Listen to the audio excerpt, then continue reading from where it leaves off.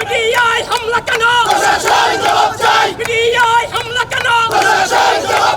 এত বড় একটি মিডিয়া হাউসের কণ্ঠ রোধ করা যাবে না। যে যত চেষ্টাই করুক, আমরা একত্র আছি, একত্র থাকবো এবং এই বাংলাদেশটিকে এগিয়ে নেওয়ার জন্যই আমরা কাজ করি।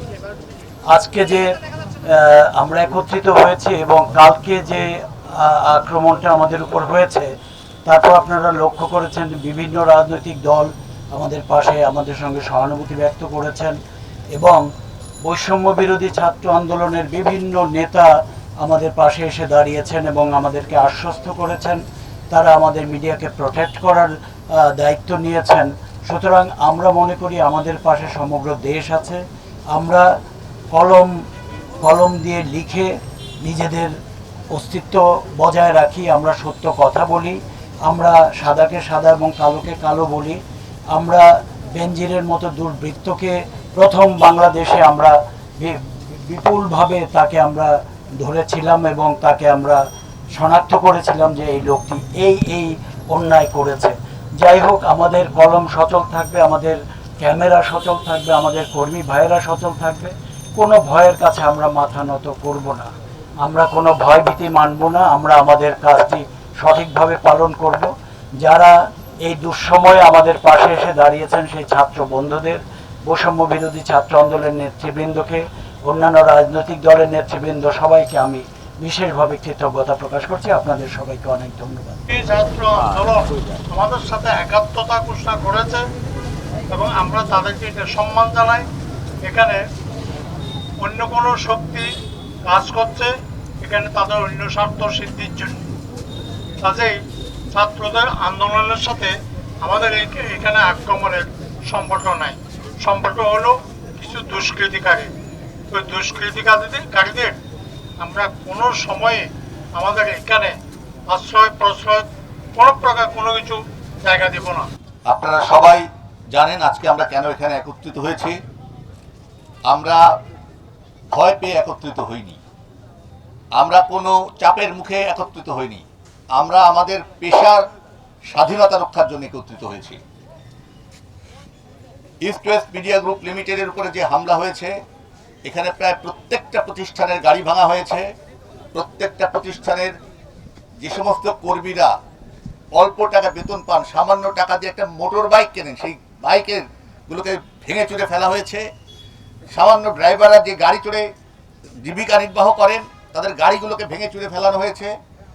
আমাদের প্রতিষ্ঠানগুলোকে সুন্দর করবার জন্য, আমরা যে একটু সৌন্দর্য বর্ধনের কাজ করি নিজেদের একটু ভালো রাখার জন্য, সেই সমস্ত ডেকোরেশন নষ্ট করা হয়েছে। রেডিও ক্যাপিটালের ভেতরে ঢুকে যেভাবে নারকীয় তাণ্ডব লীলা চালানো হয়েছে, আমি পরে গিয়ে দেখেছি মেয়েরা কিভাবে আতঙ্কিত হয়েছে। তারা স্টুডিওর ভিতরে কাজ করছিল, সেখানে গিয়েও হামলা করার চেষ্টা করা হয়েছে, এক ভয়াবহ অবস্থা তৈরি করার চেষ্টা হয়েছে, কিন্তু তাতে আমরা ভয় পাইনি। আপনারা খেয়াল করবেন, এই খবর জানার সাথে সাথে ইস্ট ওয়েস্ট মিডিয়া গ্রুপ লিমিটেডের প্রত্যেকটা লোক এই ঘটনাস্থলে ছুটে এসেছে।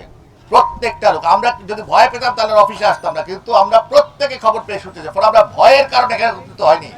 আমরা বলতে চাই, আমরা আমাদের স্বাধীন বিবেক দিয়ে আমাদের কাজ করি। বিবেকের কাছে আমরা একমাত্র দায়বদ্ধ।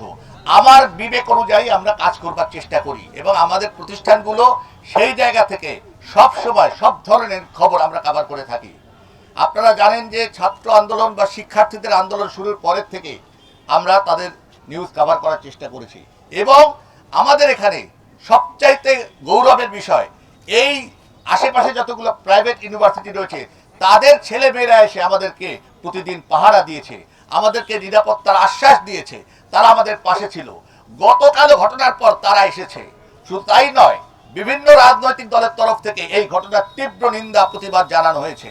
প্রশাসন আপনারা ব্যবস্থা নেবেন। আমাদের এই মুহূর্তে যে সরকার আছে, সরকার প্রধান থেকে শুরু করে আমাদের যিনি তথ্য গণমাধ্যমের যিনি উপদেষ্টা রয়েছেন, তিনিও বলেছেন কোনো ধরনের দখলবাজি, কোনো ধরনের ভয় দেখানো, সাংবাদিকদের উপরে কোনো ধরনের প্রতিবন্ধকতা তৈরি করার ঘোর বিরুদ্ধে তারা কঠোর বাণী উচ্চারণ করেছেন। সেগুলো আমাদেরকে ভরসা যোগায়। আমরা সেই ভরসাতে আজ এখানে একত্রিত হয়েছি। আমাদের একটাই কথা যে আমরা সবাই মিলে একসঙ্গে মাথা উঁচু করে কাজ করব, কোনো ভয়ের কাছে মাথা নত করব না। প্রিয় কর্মস্থল ইস্ট ওয়েস্ট মিডিয়া কমপ্লেক্সে সম্ভবপর এবং মধ্যযুগীয় নারকীয় হামলা চালিয়েছে। এই হামলার আমরা তীব্র নিন্দা ও প্রতিবাদ করছি। একই সঙ্গে বলছি, আপনারা জানেন এই হামলার শুরুতেই প্রথমেই তারা স্টেট মিডিয়া গ্রুপের অন্যতম প্রতিষ্ঠান রেডিও ক্যাপিটালের ভিতরে মধ্যযুগীয় কায়দায় বর্বর হামলা চালিয়েছে। আমাদের জুনিয়র সহকর্মী, নারী সহকর্মীদের উপরও আঘাত এনেছে। আমরা এই ধরনের নারকীয় তাণ্ডবের তীব্র নিন্দা এবং প্রতিবাদ জানাচ্ছি। গণমাধ্যম মানুষের শেষ ভরসার আশ্রয়স্থল। আমরা মনে করি এই হামলা মানুষের যে ভরসার আশ্রয়স্থল, সেখানে এই হামলা গণতন্ত্রের উপরে হামলা, এই হামলা সংবিধানের উপর হামলা। কারণ সংবিধান গণতন্ত্র রক্ষায় গণমাধ্যমে রয়েছে সবচেয়ে একটি অধিকারমূলক ভূমিকা। সেই ভূমিকা যারা ব্যাহত করতে চায়, যারা গণতন্ত্র নষ্ট করতে চায়, আমাদের মহান সংবিধানকে নস্যাৎ করতে চায়, তারা এই হামলার সঙ্গে জড়িত বলে আমরা মনে করি। আমরা অবিলম্বে আইন প্রয়োগকারী সংস্থার কাছে বিনীত অনুরোধ করব, সিসিটিভির ফুটেজ দেখে দ্রুত তাদেরকে গ্রেপ্তার করুন। অন্যথায় সারা বাংলাদেশের গণমাধ্যম কর্মীরা রাজপথে সোচ্চার প্রতিবাদ জানাবে। আমরা জানাতে চাই, আমরা সাংবাদিক, আমরা অস্ত্র নিব না, আমরা সন্ত্রাসী কাজে করব না, আমরা কলম আমাদের হাতে আছে, সত্যটা লিখতে চাই। আর কোনোভাবে ছাড় নয়। একটা সন্ত্রাসী আসবে, তাদের এখান থেকে একটাও যেতে পারবে না, এখানেই তাদের কাছে না আটকানো হবে। সন্ত্রাসীদের কালো হাত, সন্ত্রাসীদের কালো হাত। এই সন্ত্রাসীরা খোলা জলে মাছ শিকার করতে যাচ্ছে এবং আমাদের মিডিয়াগুলোতে যারা হামলা চালাচ্ছে, এরা কখনোই সত্যের পক্ষে নয়, অসত্যের পক্ষে, অন্যায়ের পক্ষে, এবং এরা সন্ত্রাসের পক্ষে। সন্ত্রাস দিয়ে কখনো সত্যকে রুদ্ধ করা যাবে না, এটি আমাদের শপথ। এবং আমরা এর আগে আমরা বলেছি, আমরা সত্যনিষ্ঠ থাকবো এবং আমরা কোনো আপোষ করবো না অন্যায়ের কাছে, হুমকির কাছে, সন্ত্রাসের কাছে আপোষ করবো না, এই আমাদের শপথ। আমরা প্রতিরোধ করব। আমাদের উপরে এই আকস্মিক হামলার জন্য আমরা তীব্র নিন্দা প্রকাশ করছি। আমরা এরকম ঘটনার বিচার চাচ্ছি। গতকালকে যে অনাকাঙ্ক্ষিত ঘটনা আমাদের এখানে ঘটে গিয়েছে, এটা আসলে কখনোই আমাদের জন্য কাম্য ছিল না। আমরা দেশ ও জাতির জন্য কাজ করি, আমরা সবসময় জনগণের পক্ষে ছিলাম, জনগণের পক্ষে আছি এবং জনগণের পক্ষে কথা বলবো। আমাদের উপরে এই অতর্কিত হামলা, এর তীব্র নিন্দা জানাচ্ছি, প্রশাসনের দৃষ্টি আকর্ষণ করছি, এর সুষ্ঠু তদন্ত করে দোষীদেরকে বিচারের আওতায় আনা হোক যত তাড়াতাড়ি সম্ভব। সন্ত্রাসীদের হামলায়